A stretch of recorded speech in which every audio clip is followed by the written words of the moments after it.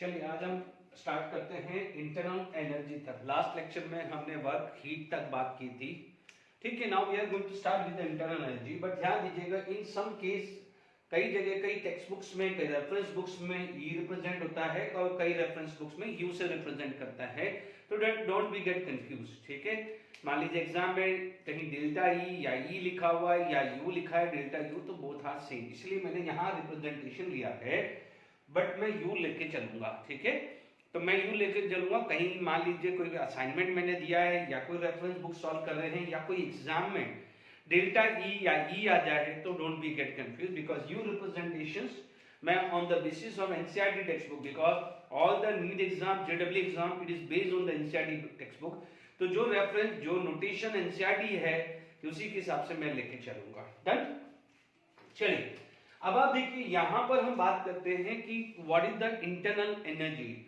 नाम से ही क्लियर हो जाता है कि एनर्जी प्रेजेंट इंटरनली। बहुत डिक्शनरी मीनिंग लगा के चलूं कि जो इंटरनल एनर्जी है, यानी अब हम हमारी बॉडी की बात करें तो हम कई बार बोलते हैं कि नहीं यार today I am feeling very energetic.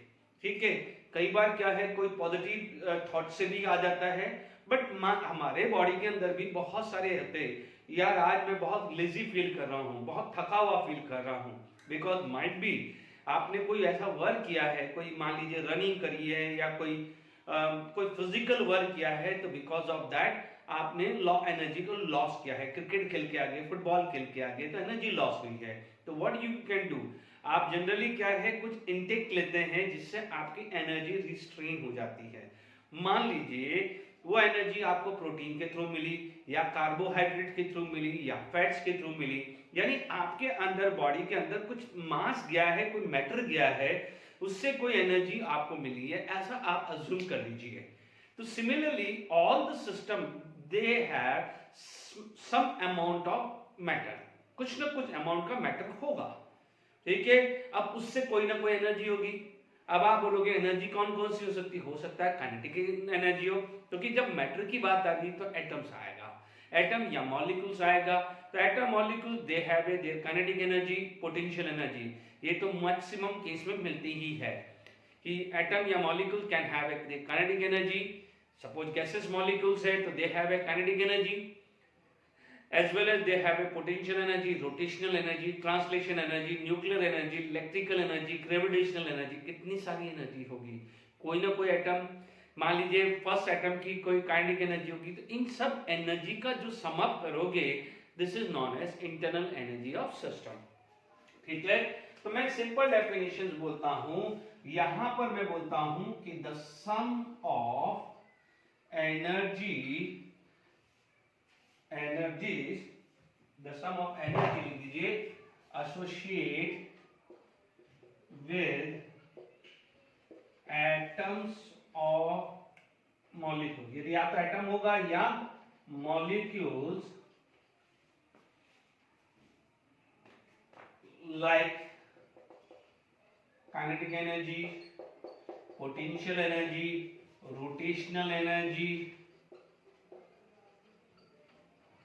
Vibrational energy, vibrational energy भी हो सकती है। ठीक है, या तो पोटेंशियल एनर्जी, वाइब्रेशनल एनर्जी हो सकती है। ठीक है, न्यूक्लियर एनर्जी भी हो सकती है, एटसेट्रा। यानी जितनी भी एनर्जी है ऑफ ए सिस्टम, यानी किसी भी सिस्टम के एटम की या आयंस की एनर्जी हो सकती है। Is it clear? तो आप क्या बोल सकते हैं कि it is the total of energy associated with the atom और मॉलिक्यूल्स ऑफ ए सिस्टम हो सकते हैं। मान लीजिए यहां पर मैंने यू से रिप्रेजेंट कर दिया है, तो मान लीजिए ई काइनेटिक एनर्जी प्लस ई पोटेंशियल एनर्जी प्लस ई ग्रेविटेशनल एनर्जी। ठीक है, ग्रेविटेशनल एनर्जी। आप यहां पर यू की जगह कैपिटल ई भी ले सकते हैं, तो इसमें कोई गड़बड़ी नहीं। मैंने एनसीईआरटी में रिप्रेजेंटेशन यू है तो इसलिए मैं ले रहा हूं। ठीक है, आप ई न्यूक्लियर एनर्जी ले सकते हैं प्लस सो ऑन, बहुत सारी एनर्जी जितनी भी होगी। मान लीजिए किसी एटम के रोटेशनल है, किसी के ग्रेविटेशनल है, तो उस सबका सम अप कर दीजिए, which is known as internal energy. ठीक है, यहां तक क्लियर हो गया है। आप क्या लिखेंगे यहाँ पर इंटरनल एनर्जी, क्योंकि एनर्जी है तो मास है तो आप उसे लिखोगे it is the extensive properties. Internal energy is extensive properties, हमने पढ़ा हुआ है। What is extensive properties? It depend upon the matter या मास ऑफ द सिस्टम, ठीक है। तो ये एनर्जी है, इट इज एक्सटेंसिव प्रॉपर्टीज। दूसरी चीज क्या जाती है कि इंटरनल एनर्जी, ठीक है, is a state function, it is a state function, not, है ना, it is a state function. इस पे आईआईटी पे क्वेश्चन आया है, बट जब मैं फर्स्ट लॉ थर्मोडायनामिक बात कर लूंगा तब बताऊंगा। अब आप देखो डेल्टा यू आएगा, यानी this is equal to U final minus U initial. या कोई भी केमिकल रिएक्शंस हो, मान लीजिए जनरल है कि मान लीजिए कोई फिजिकल प्रोसेस है, तो what is the final state of a system, उस समय इंटरनल एनर्जी क्या है, what is the initial state of system जहां पर इंटरनल एनर्जी क्या है। जिसको आप ऐसा भी लिख सकते हैं कि मान लीजिए कोई केमिकल एनर्जी है तो आप ऐसा भी लिख सकते हैं, ठीक है। जैसे आप ये भी लिख सकते हैं, you can write final minus initial, and या तो आप कोई भी केमिकल रिएक्शंस है तो internal energy of product minus internal energy of reactant भी लिख सकते हैं। तो इज इट क्लियर? यहां तक क्लियर हो गया। The sum of energy associate with the atom और molecules like kinetic energy, potential energy of a system, या वो तो समझ में आ गया है। Every system have some quantity of a matter, ठीक है, some quantity of matter, and जो भी उसका एनर्जी होगा उसका सम अप कर दोगे, this is known as internal energy. तो क्लियर हो गया, the sum of energy associate with the atom और molecules like this of a system. तो यहां तक हमारे को क्लियर हो गया है। अच्छा, एक चीज जरूर लिखना है यहां पर, ठीक है, आप एक और पॉइंट लिख सकते हैं कि एब्सोल्यूट वैल्यू, एब्सोल्यूट वैल्यू या करेक्ट वैल्यू या एग्जैक्ट वैल्यू, कुछ भी लिख दीजिए, एब्सोल्यूट या exact value of internal energy या कैलकुलेट एग्जैक्ट, कैलकुलेट लिख दीजिए, ये लिख दीजिए, यहां से लिख दीजिए, कैलकुलेट एब्सोल्यूट या exact value of internal energy is impossible, is impossible, बहुत डिफिकल्ट है, ठीक है। It is impossible to find out exact value, ठीक है। हाँ, आप इसका चेन निकाल सकते हो, इसका क्या है, but you can find out, you can calculate delta U, is it, ठीक है, you can calculate delta U, it is possible, ये पॉसिबल है, क्योंकि this depend upon delta T. वो अभी हम आगे जब पढ़ेंगे तो अपने आप क्लियर हो जाएगा। हीट कैपेसिटी से अपन ये निकाल सकते हैं। जब मैं बॉम्ब कैलोरीमीटर पढ़ाऊंगा तब मैं आपको ये मेजर करना सिखाऊंगा कि ये कैसे कैलकुलेट कर सकते हैं। अभी ये नोट करके लिख दीजिए, ठीक है। जब मैं हीट कैपेसिटी क्लियर कर दूंगा उसके बाद मैं बॉम्ब कैलोरीमीटर बताऊंगा, वहां पर समझाऊंगा कि how to find out delta U, ठीक है। फॉर ए मोमेंट आप लिख लीजिए, ठीक है, कि हम फाइंड आउट कर सकते हैं। ओके, तो आई होप यहां तक क्लियर हो गया। तो इनफैक्ट मैंने लास्ट लेक्चर में भी मैंने थर्मल प्रोसेस पढ़ाया था, तो मैंने ये पढ़ाया था कि डेल्टा ई यानी delta U, sorry delta U या delta E directly proportional to delta T, ठीक है। ये मोलार कैपेसिटी आएगा तो भी मैं क्लियर करूंगा, डेल्टा यू और डेल्टा ई कुछ भी रिप्रेजेंटेशन आए directly proportional to delta T. किसी रेफरेंस बुक में डेल्टा यू होगा, किसी रेफरेंस बुक में डेल्टा ई होगा, ध्यान रखेंगे। शुरुआत में मैं लिख रहा हूं, बट मैं डेल्टा यू से ही ये चैप्टर में आगे इंटरनल एनर्जी पे बात करूंगा। आई होप समझ में आ गया है, ठीक है। अब इंटरनल एनर्जी भी बात होगी, इंटरनल एनर्जी चेंज भी बात हो गया है, ठीक है। चलिए अब हम आगे जब बात करते हैं तो डिफरेंट लॉ की बात करते हैं, यानी जिसको हम बोलते हैं लॉ ऑफ थर्मोडायनामिक, ठीक है। लॉ ऑफ थर्मोडायनामिक आप लेंगे, ठीक है। तो नेक्स्ट जो चीज आ जाती है क्या है, लॉज ऑफ थर्मोडायनामिक, ठीक है। लॉ ऑफ थर्मोडायनामिक में सबसे पहले आएगा जीरोथ लॉ। क्या होता है, पहला जो आएगा, सबसे पहला मैं यदि मैं बात करूं तो मैं बात कर सकता हूं जीरोथ लॉ, ठीक है।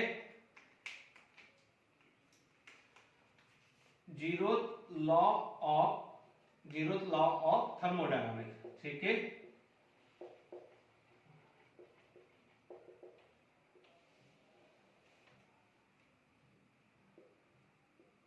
Zeroth law of thermodynamics. ठीक है, तो ये क्लियर हो गया है।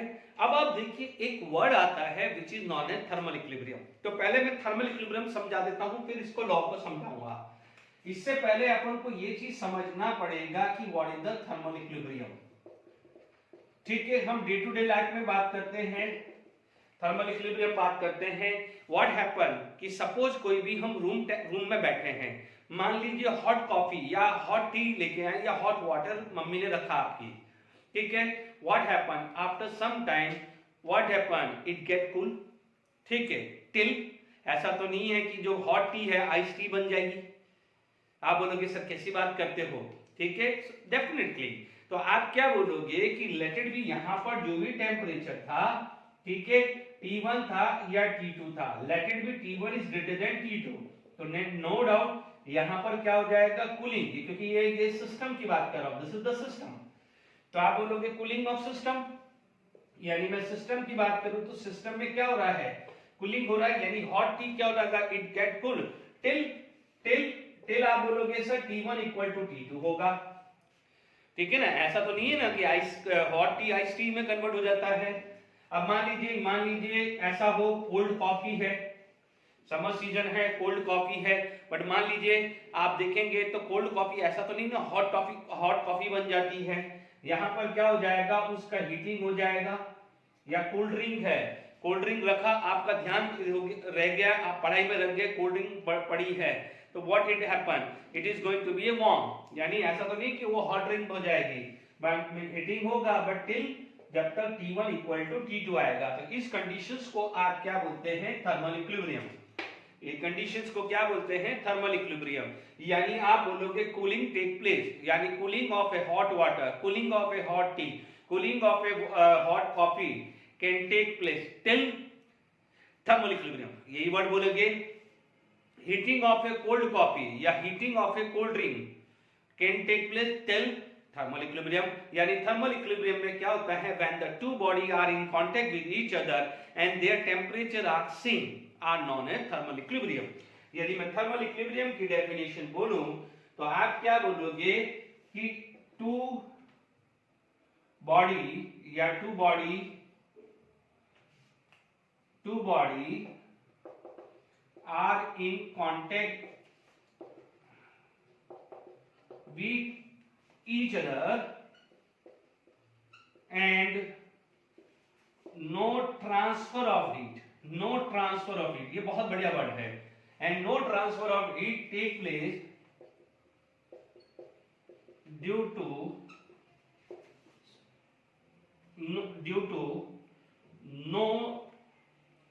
no difference in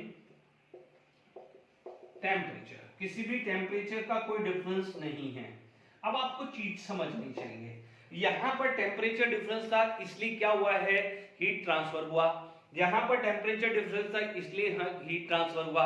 हमने लास्ट लेक्चर में भी पढ़ा था कि heat transfer take place due to temperature difference, but दोनों जगह टेम्परेचर सेम है। सपोज ये कंडीशंस होती, जब ये कंडीशन होती तो नाइदर हीटिंग नॉर कूलिंग, तो थर्मल इक्विलिब्रियम क्लियर हो जाना चाहिए, क्योंकि जीरोथ लॉ में थर्मल इक्विलिब्रियम का बहुत बड़ा रोल है। तो देखिए यहां तक थर्मल इक्विलिब्रियम भी समझ लिया है। हम डे टू डे लाइफ में बात करते हैं, थर्मल इक्विलिब्रियम समझते हैं कि hot tea get warm till temperature inside is equal to temperature outside. Cold coffee जो है it get warm till temperature inside is equal to temperature outside. अब आप देखिए यहां पर जीरोथ लॉ को समझते हैं। ठीक है, मान लीजिए आपके पास क्या है, एक बॉडी ए है, ठीक है, one body have a thermal equilibrium with B and same thermal equilibrium with C. ठीक है, तो आप मान लीजिए ये इसके साथ थर्मल इक्विलिब्रियम में है, ये इसके साथ थर्मल इक्विलिब्रियम है, तो automatically A and C are also in thermal equilibrium. यानी ए एंड बी, यदि आप बोलोगे ए एंड बी, आप बोलोगे thermal equilibrium, A and B क्या हो जाएगा, thermal equilibrium. A and C क्या है, ये भी थर्मल इक्विलिब्रियम है। तो व्हाट अबाउट दिस, यदि ये चीज है तो इसका कंक्लूजन क्या हो जाएगा, B is also in thermal equilibrium with this. बस यही जीरोथ लॉ है, बहुत आसान है। तो आप क्या बोलोगे कि when the two body are in thermal equilibrium with third body, then they are also in thermal equilibrium with each other. When the two body are in thermal equilibrium with third body, when the two body are in thermal equilibrium with third body, these two are also in thermal equilibrium. बात लिख लीजिए, आप लिखेंगे कि when two bodies are in thermal equilibrium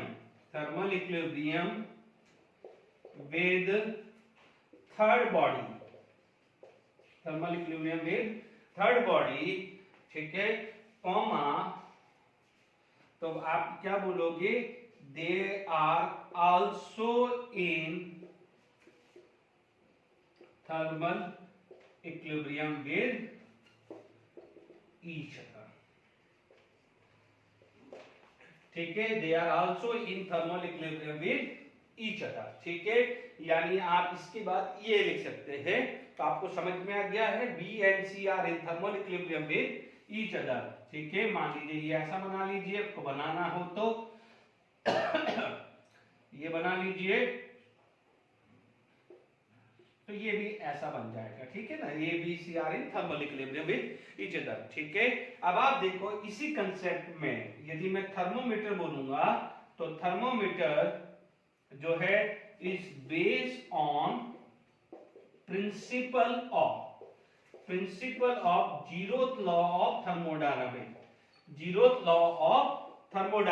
इस पे based है, ठीक है। It is based on the principle of zeroth law of thermodynamic, यानी थर्मामीटर इसी कंसेप्ट पे बेस्ड है। तो ये चीज क्लियर हो गया है, zeroth law of thermodynamic, okay. अब आप देखिए कई बार क्या होता है कि इनके कई बार प्रैक्टिकल यूज मिल जाते हैं और कई बार नहीं भी मिलते हैं, ठीक है।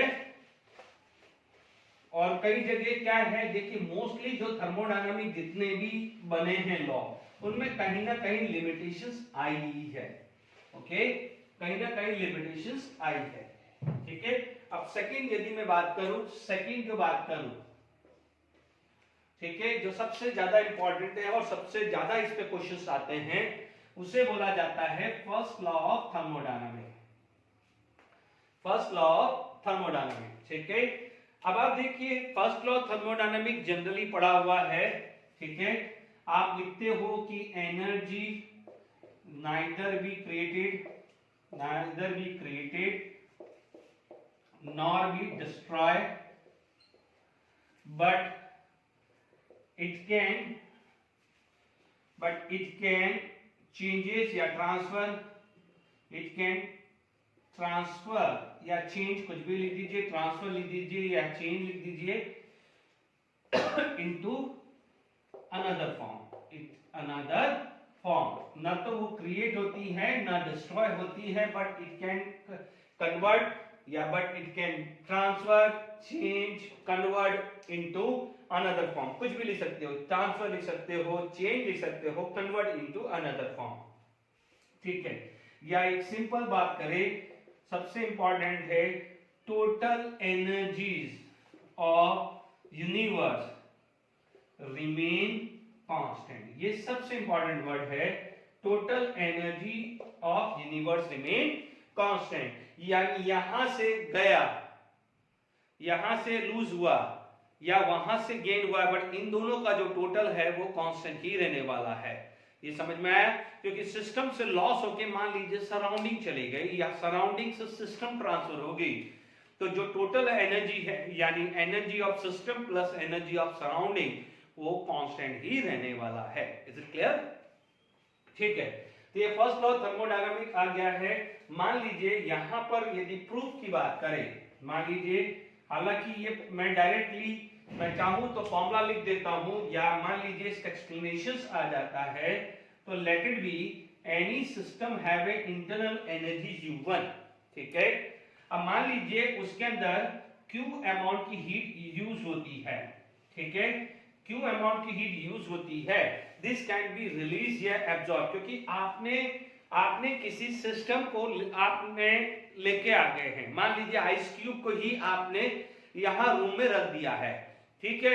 अब आप देखेंगे कि डेफिनेटली यहां पर क्या होगा, क्यों अमाउंट की हीट या तो लॉस होगी या गेन होगा, ठीक है।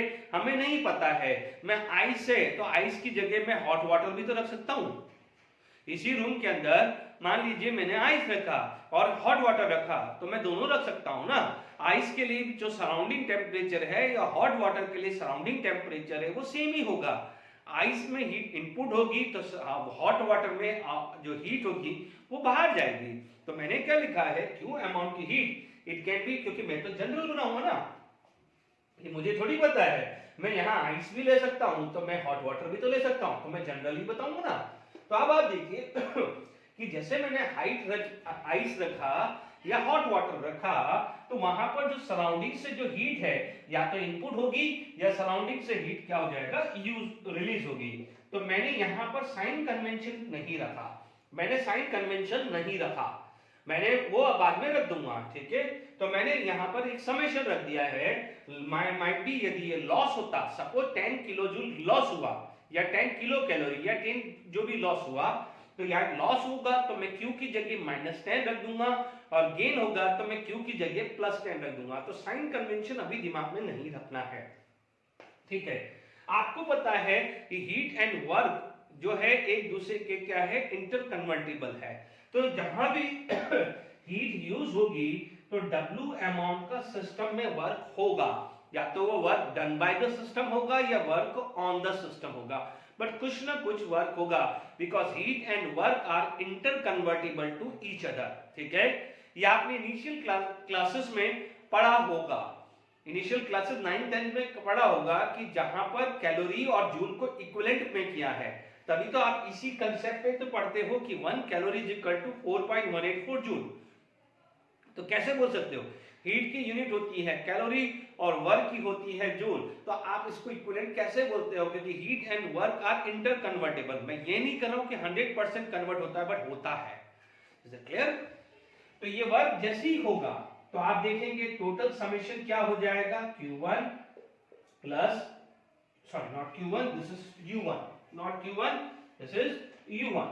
तो आपके पास क्या हो जाएगा, U1 plus Q plus W। अब जो यहां पर इंटरनल एनर्जी थी वो अब तो नहीं रहने वाली, अब यहां पर इंटरनल एनर्जी क्या हो जाएगी, U2। यहां पर इंटरनल एनर्जी क्या थी, U1, तो आप इसको क्या बोलोगे, इनिशियल स्टेट ऑफ सिस्टम, इसको क्या बोलोगे, final state of system. Done, ये क्लियर हो गया है, initial state of system and final state of system. अभी रख कर देते हैं क्योंकि सेकंड फर्स्ट लॉ पे हम बात कर रहे हैं, ठीक है। यहां तक क्लियर हो गया है। अब देखिए, अब मैं बोलता हूं U2 क्या हुआ है, which is equal to U1 plus Q plus W, okay. तो आप क्या बोलोगे, U2 minus U1 is equal to Q plus W and this is equal to delta U is equal to Q plus W। तो this is first law of thermodynamics. ये क्या है, first law of thermodynamics, ठीक है। ये clear हो गया है, बहुत इंपॉर्टेंट है, ये पूछा जाएगा। इस पे बहुत सारे क्वेश्चंस बने हुए हैं, थ्योरेटिकल भी बने हुए हैं और न्यूमेरिकल पॉइंट ऑफ व्यू भी बने हैं, ठीक है। इनिशियल लास्ट लेक्चर तक हमने पढ़ा हुआ है वर्क डन, ठीक है। वर्क डन हमने क्या पढ़ा हुआ है, माइनस पी डेल्टा वी, क्या पढ़ा हुआ है, माइनस पी डेल्टा वी, ठीक है। तो आप इस जो फर्स्ट लॉ के इस स्टेटमेंट को आप दूसरे तरीके से भी लिख सकते हैं, Q minus P delta V। तो these are the first law of thermodynamics, ठीक है।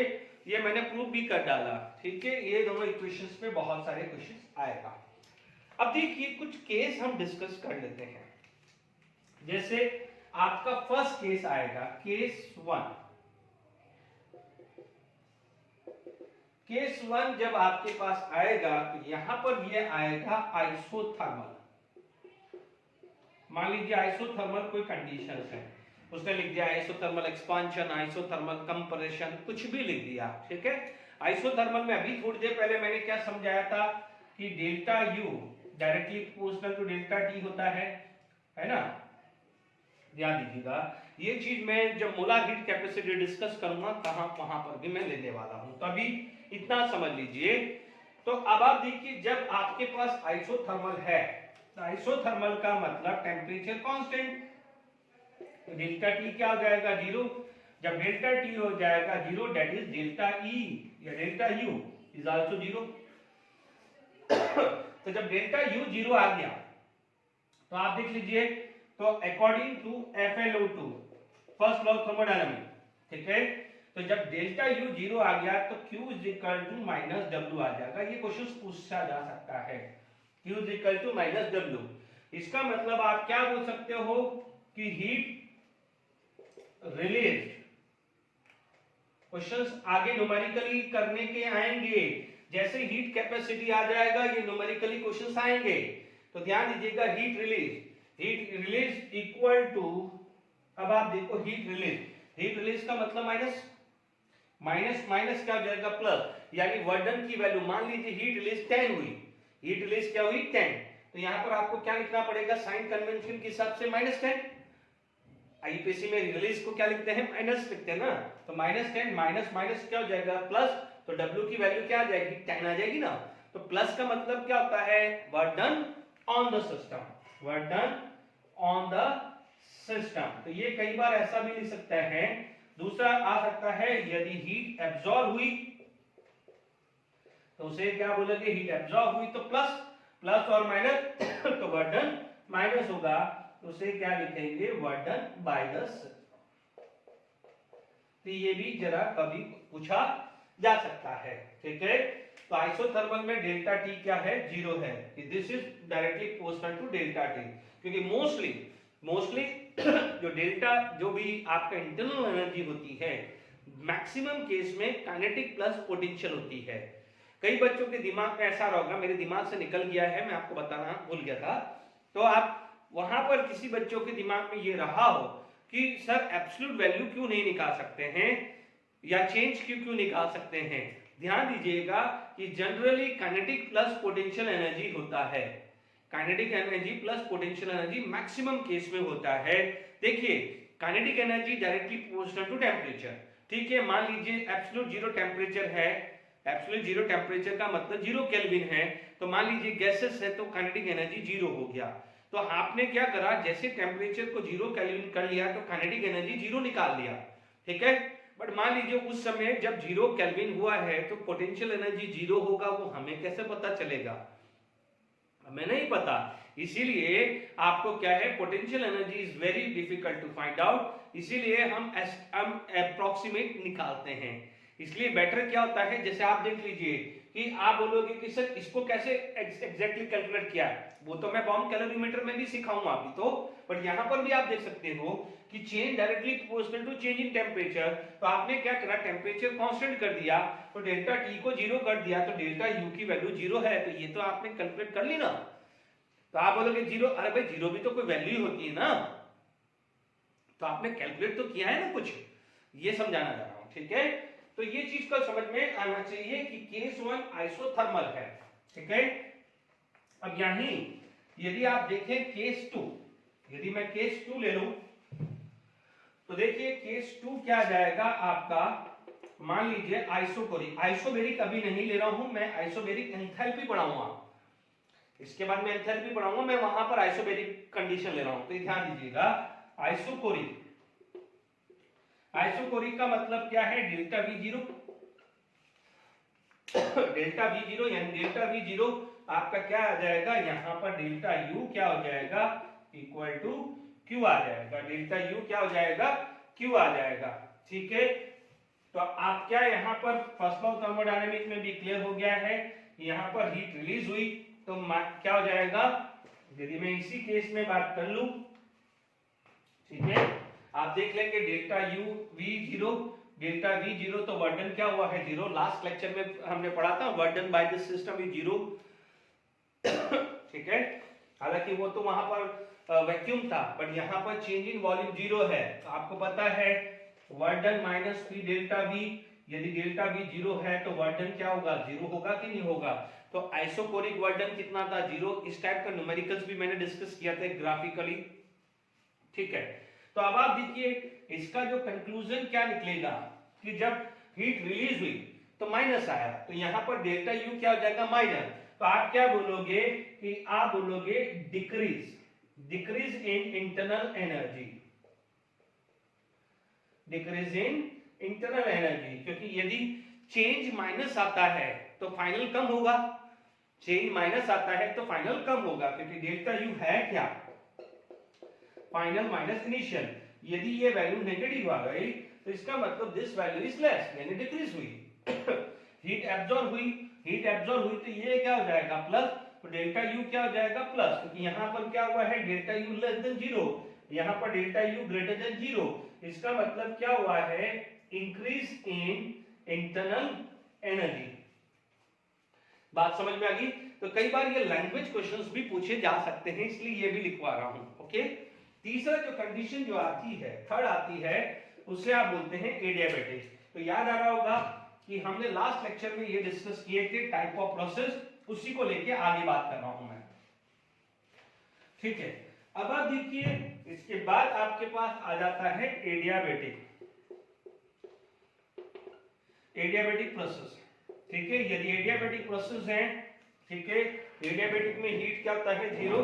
तो आप क्या बोलोगे एडियाबेटिक प्रोसेस के अंदर, क्या बोलोगे, Q0, है ना। Q0 आएगा तो delta U is equal to work done. यदि मैं फर्स्ट लॉ थर्मोडायनामिक को लगाऊं तो ये वर्क डन आएगा, ठीक है। तो अब आप देखिए यहां पर, देखिए यदि आप यहां पर बोलते हैं work done by the system, तो work done by the system is negative, तो ये क्या हो जाएगा, डेल्टा यू लेस देन 0, ठीक है। तो उसे बोलेंगे डिक्रीज इन दिस, और ये क्या होगा, work done on the system, work done on the system. तो work done on the system क्या होता है, पॉजिटिव, डेल्टा यू क्या है, पॉजिटिव। तो ये सिर्फ एक सिंपल है, नहीं भी याद रहेगा चलेगा, इससे भी एनालिसिस कर सकते हो। फोर्थ कंडीशन होती है आइसोबैरिक, वो मैं एंथैल्पी पढ़ाऊंगा, बस इसके बाद ही पढ़ा रहा हूं, तो उसके बाद मैं डिस्कस करूंगा, ठीक है। इसमें अभी हमने ये सारे प्रोसेस किए हैं, ठीक है। तो पहले इस पे बेस्ड जितने भी न्यूमेरिकल्स हैं वो कर लेते हैं, फिर हम एंथैल्पी पढ़ेंगे, ओके।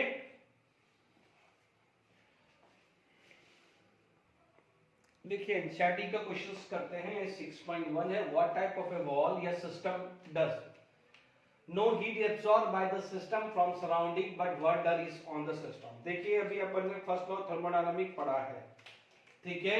यदि मैं यहां पर सॉल्यूशन की बात करूं तो यहां पर Q0 है बट वर्क डन है, तो इसके हिसाब से FLOT की बात करूं, फर्स्ट लॉ थर्मोडायनामिक की बात करूं, तो हमारे को पता है कि delta U is equal to Q plus W, ठीक है।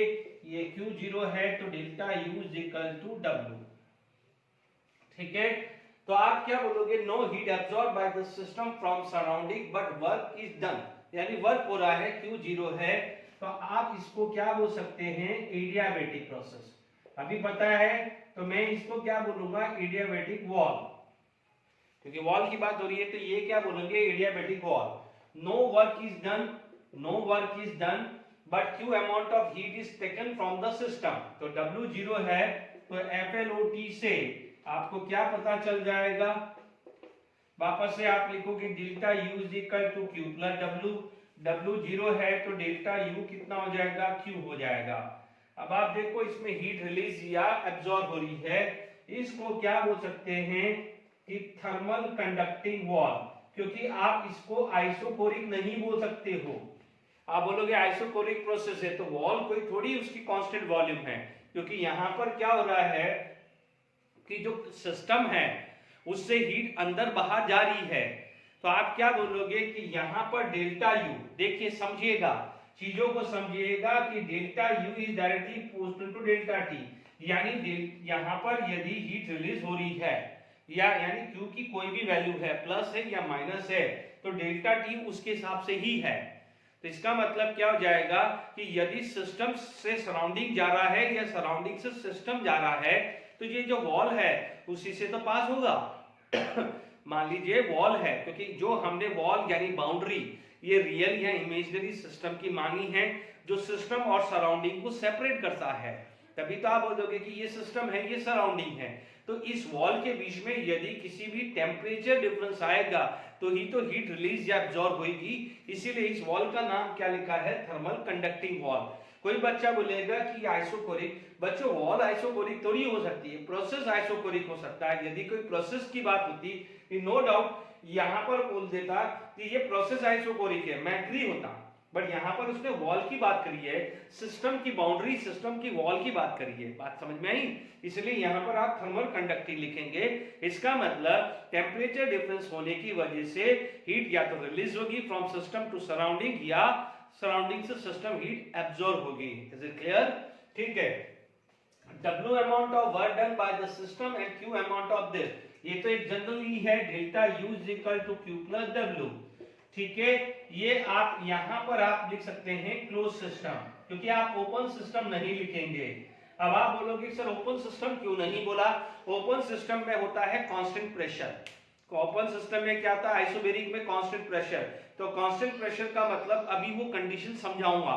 एंथैल्पी के बाद आएगा कांस्टेंट प्रेशर। तो आप खुद ही बोलेंगे कि कांस्टेंट प्रेशर पे ये क्यों नहीं आया है। तो मैं ये क्वेश्चन में वहां पर भी लूंगा, तो ध्यान दीजिएगा, क्योंकि वहां पर आइसोबैरिक आ जाता है तो वहां पर डेल्टा यू कंसेप्ट नहीं रहता है, और क्योंकि आइसोबैरिक में डेल्टा एच यानी एंथैल्पी चेंज बढ़ आ जाता है, ये फर्क पड़ता है। आई होप यहाँ पर आ गया है, और क्वेश्चन हम डिस्कस करते हैं। चलिए अपन देख लेते हैं पहले ये क्वेश्चंस है प्रीवियस ईयर के क्वेश्चन जो अभी तक अपन ने पढ़ा है।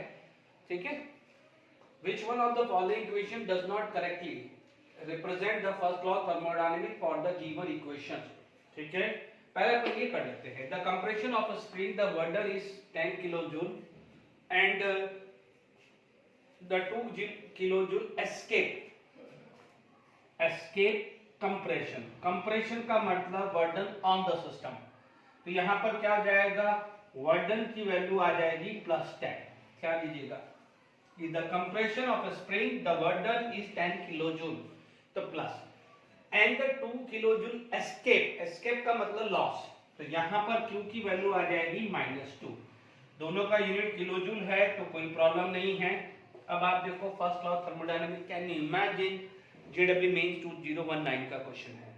देख लीजिए, delta U is equal to Q plus W, यहाँ पर +10 आएगा -2, तो ये +8 किलोजूल। तो अब आपको समझ में आ गया है, ये पहला न्यूमेरिकल से फर्स्ट लॉ थर्मोडायनामिक का, और वो JW मेंस का ही क्वेश्चन है। तो आप समझ लीजिए कि जब अपन ने साइन कन्वेंशंस को कैसे रखते हैं वो अब क्लियर हो गया। यहाँ पर कंप्रेशन था यानी work done on the system, तो according to the IUPAC sign convention, compression यानी work done on the system positive, expansion यानी work done by the system is negative. यदि यहीं एक्सपांशन होता तो हमें -10 लिखना पड़ता है। आप देख लीजिए साइन कन्वेंशन को कैसे यूज करते हैं, क्लियर हो गया है। तो this is 8 kilojoule is the right answer. Is it clear? अब आप देखिए ये ऊपर वाली चीज भी मैंने अभी एक्सप्लेन करी है, ठीक है। अब देखिए एडियाबेटिक, आइसोकोरिक एंड ये तीनों मैंने एक्सप्लेन किया है, और साइक्लिक प्रोसेस तो आपको पता ही है, ठीक है। साइक्लिक प्रोसेस में हम बता चुके हैं कि all the state function is 0, पढ़ाया हुआ है साइक्लिक प्रोसेस में। तो आप देख लीजिए आइसोथर्मल में वापस से ले आइए, delta U is equal to Q plus W। Isothermal था तो delta U is equal to 0, तो जब डेल्टा U 0 है तो Q माइनस W, यानी ये आइसोथर्मल की कंडीशन राइट है, ये फर्स्ट वाला राइट है, ठीक है। अब आप देख लीजिए, अब आपने पढ़ा है साइक्लिक। साइक्लिक प्रोसेस का मतलब क्या होता है? Initial and final condition are same. Q and W are the path function. Q and W is not a state function. तो delta U is the state function, delta U क्या है? State function है। तो अब आप देख लीजिए delta U is equal to 0 for the cyclic process। Cyclic process में भी डेल्टा यू जीरो आ जाएगा, तो उस केस में भी क्या हो जाएगा, Q is equal to minus W. तो ये दोनों तो सही है, ठीक है, क्योंकि इसने पूछा है डज नॉट करेक्टली मेजर, ठीक है। थर्ड केस आपका आ जाता है आइसोकोरिक, तो delta U is equal to Q plus W, और आइसोकोरिक के अंदर क्या था, delta V zero and work done is equal to minus V delta V. तो आइसोकोरिक के अंदर क्या आ जाता है, डब्ल्यू जीरो। जब डब्ल्यू जीरो आता है तो क्यू इक्वल टू क्यू, तो ये भी राइट है। अब आप देखिए एडियाबेटिक के अंदर delta U is equal to Q plus W था, ठीक है। एडियाबेटिक का मतलब क्यू जीरो है, एडियाबेटिक का मतलब क्या है, क्यू जीरो। ये एडियाबेटिक की बात आ रही है, क्यू जीरो है, तो क्यू जीरो है तो आपका डेल्टा यू क्या आ जाएगा, डब्ल्यू नॉट माइनस डब्ल्यू। यही गड़बड़ है, यह भी अपन ने डिस्कस किया है। ये चीज अपन कर सकते हैं कि साइक्लिक प्रोसेस दिमाग से निकल गया था मेरे, कोई बात नहीं। अब साइक्लिक प्रोसेस इस क्वेश्चन के अंदर भी आपने पढ़ लिया, क्योंकि मैं ऑलरेडी पढ़ा चुका हूं कि जितने भी स्टेट फंक्शन है उनका चेंज जीरो होता है साइक्लिक प्रोसेस में, बिकॉज इन साइक्लिक प्रोसेस जहां थे वहां पर आगे, यानी आपका मान लीजिए इंटरमीडिएट जो भी पैरामीटर हो चेंज हो गया हो, बट इनिशियल और फाइनल सेम है। State function depend upon initial and final position. यदि आपका सेम है तो delta U zero, delta T, delta V, जितने भी स्टेट फंक्शन है zero except Q and W. I hope ये दोनों भी समझ में आ गया होगा। चलिए आगे बढ़ते हैं। चलिए फटाफट से क्वेश्चंस करते हैं, जेडब्ल्यू मेंस और NEET questions. An ideal gas is allowed to expand from 1 liter to 10 liter against a constant external pressure of 1 bar. The work done in kilojoule. आपको पता है वर्क डन का फॉर्मूला क्या होता है, work done minus P delta we. Done. अब आप देखो आपके पास क्या है, माइनस 1 बार है ना, बार ध्यान रखना। और आपको पता है कि 1 बार इज इक्वल टू 10 की पावर 5 पास्कल या 10 की पावर 5 न्यूटन पर मीटर स्क्वायर। ये हमने ऑलरेडी कैसे स्टेट में भी ये कन्वर्जन मैंने पढ़ाया हुआ है। और यहाँ पर डेल्टा वी कितना आ जाएगा, 10 माइनस 1, क्योंकि इनिशियल इज 1, फाइनल इज 10, तो 10 माइनस 1, नॉट 1 माइनस 10। गलती नहीं करना क्योंकि साइन कन्वेंशन पूरा गड़बड़ हो जाएगा। तो अब आप देखिए यहाँ पर आ गया है माइनस 9, ठीक है। अब आप देखिए हमारे को चाहिए न्यूटन मीटर मिल जाए तो आसान हो जाएगा। यहां तक आपको मिला है माइनस 9 बार और लीटर, क्योंकि वॉल्यूम लीटर में है। तो अब मैं क्या करता हूं, माइनस 9 बार को मैं कर देता हूं 10 की पावर 5 न्यूटन पर मीटर स्क्वायर, ठीक है।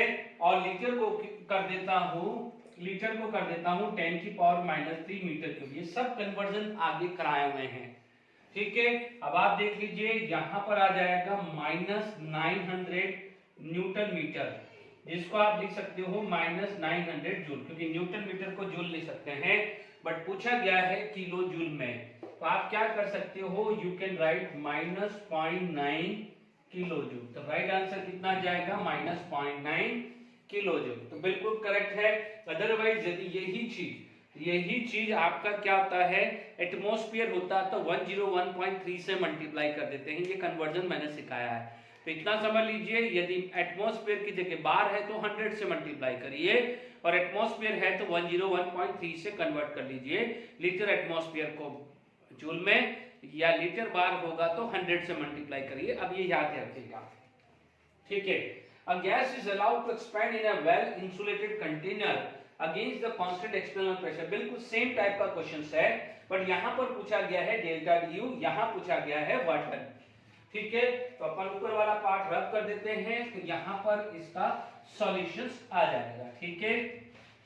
अब जो है, हालांकि इस पे वर्क डन पे भी बहुत सारे क्वेश्चंस जो हैं अभी वो प्रीवियस ईयर के रहते हैं, तो मैं कुछ न्यूमेरिकल्स और प्रैक्टिस कराऊंगा। बाकी जो प्रीवियस ईयर के क्वेश्चंस हैं वो मैं नेक्स्ट लेक्चर या कोई और लेक्चर में मैं लूंगा। मैं सारे करा दूंगा कहीं ना कहीं लेक्चर में सेट करके, जितने भी नीट के जेडब्ल्यू मेंस एडवांस क्वेश्चंस में आपको करा दूंगा, आप बेफिक्र रहिए।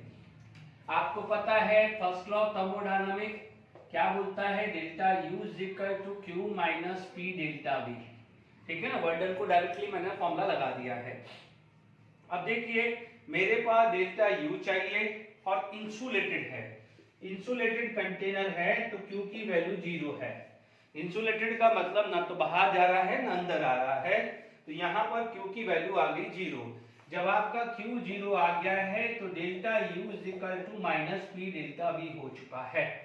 अब आप देखिए यहाँ पर ये कितना है minus 2.5। Okay, this is initial volume, this is final volume.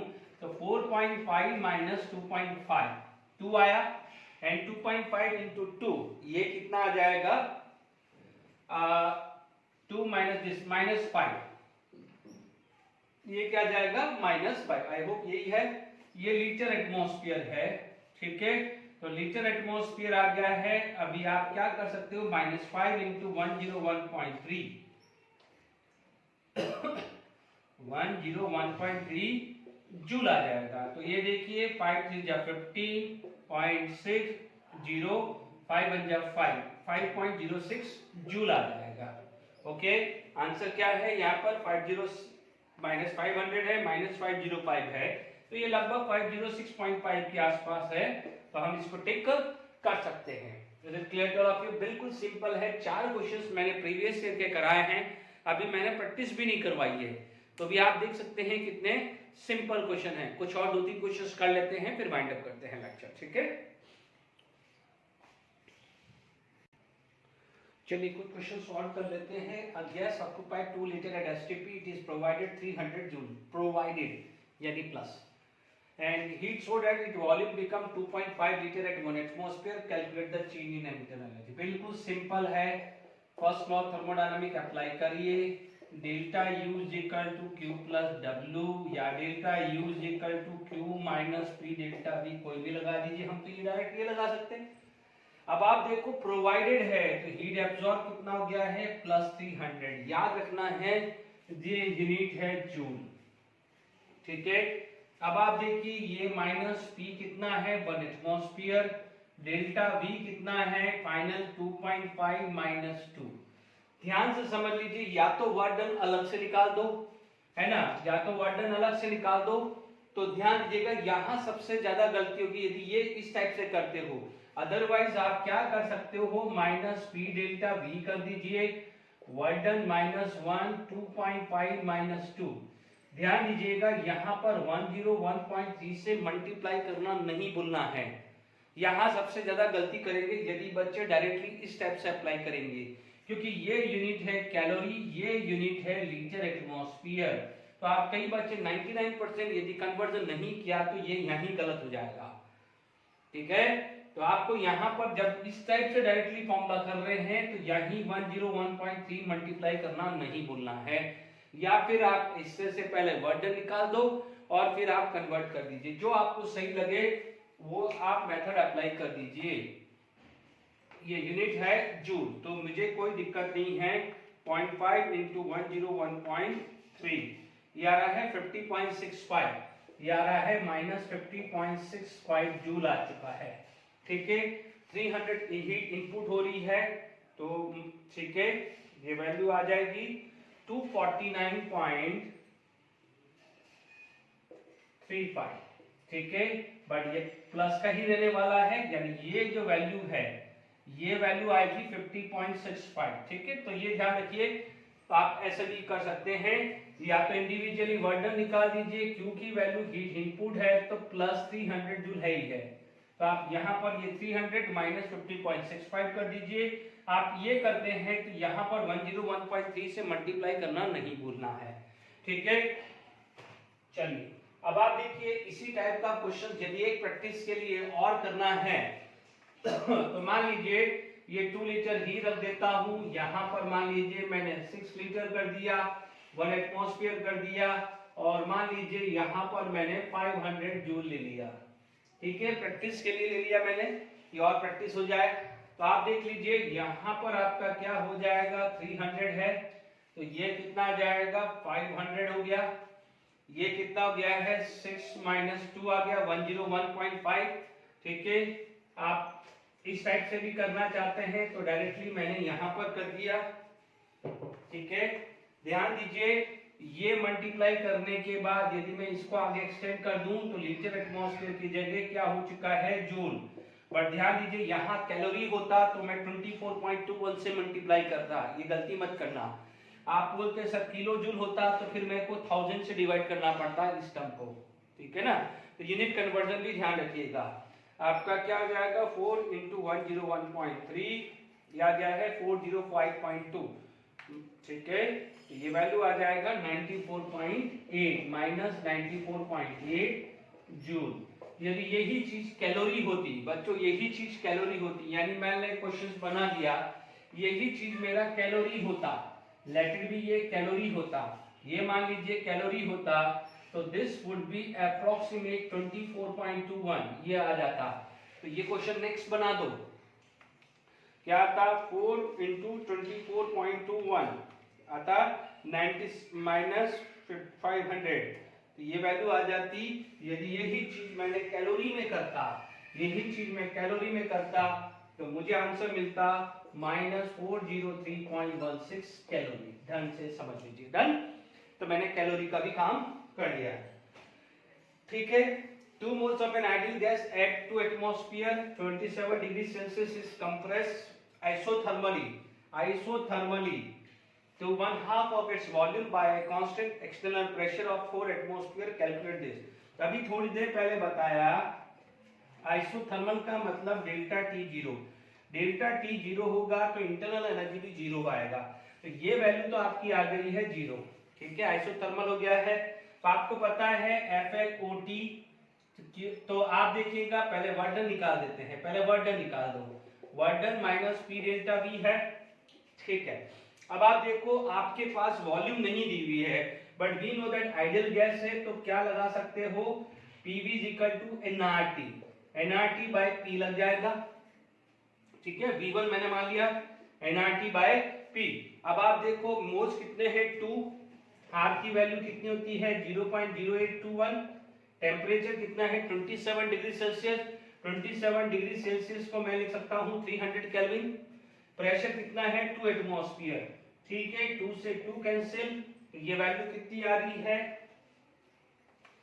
कि 300 × 0.0821, ये वैल्यू आ रही है 24.63 लीटर। बट अब आप देखो फाइनल वॉल्यूम उसका हाफ हो चुका है, तो फाइनल वॉल्यूम हाफ हो चुका है, तो या तो फिर आप ये कर लीजिए फाइनल वॉल्यूम V2 कितना आ जाएगा डिवाइड बाय 2, ये आ जाएगा 12.315 लीटर, ठीक है। V2 ये आ जाएगा, V1 ये है, ओके। तो W क्या आ जाएगा, प्रेशर कौन सा है, एक्सटर्नल प्रेशर 4 है, 4 है, तो -4 आना चाहिए, इसलिए मैंने याद करिए P एक्सटर्नल लिखाया था, तो गलती से भी 2 एटमॉस्फेयर नहीं करना है, ठीक है, क्योंकि if the work is done on the system या by the system against the constant external pressure, तो this is the constant external pressure, this is the internal pressure. ये 2-4 जब तक होगा, जब तक कि कंप्रेशन जब तक होगा जब तक 2-4 ना बन जाए, ना कि 4-2 बने, याद आ रहा है, समझाया था, ठीक है। अब आप देखो V2 - V1 है, V2 कितना है 12.315, ये कितना है 24.63, ठीक है, ये वैल्यू आ रही है -49.26, ठीक है। अब आपको जूल में चाहिए तो 101.3 से मल्टीप्लाई कर दीजिए, this would be in joule, ये आ जाएगा -4990 अप्रोक्सीमेट जूल आ रहा है, ठीक है। तो ये वर्क डन की वैल्यू आ गई है ये वैल्यू किसकी आ गई बच्चों, वर्क डन की, ठीक है। डेल्टा U 0 हो गया बिकॉज आइसोथर्मल कंडीशन है, ठीक है। तो आपका एक W मिल गया, डेल्टा U मिल गया, W मिल गया, अब चाहिए Q। अब आप देखो first law of thermodynamics, delta U = Q + W, ये U है तो Q + W, तो Q की वैल्यू आई -W, तो Q कितना हो जाएगा, यहाँ पर कितना है -4990, तो ये कितना आ जाएगा +4990 जूल आ जाएगा। Is it clear? तो आई होप आज के जो भी फर्स्ट लॉ ऑफ थर्मोडायनामिक्स से रिलेटेड जो भी न्यूमेरिकल्स है या प्रीवियस ईयर के क्वेश्चंस अभी तक समझ में आए होंगे, ठीक है। बाकी हम बात करेंगे नेक्स्ट लेक्चर में। Till then enjoy, thank you very much.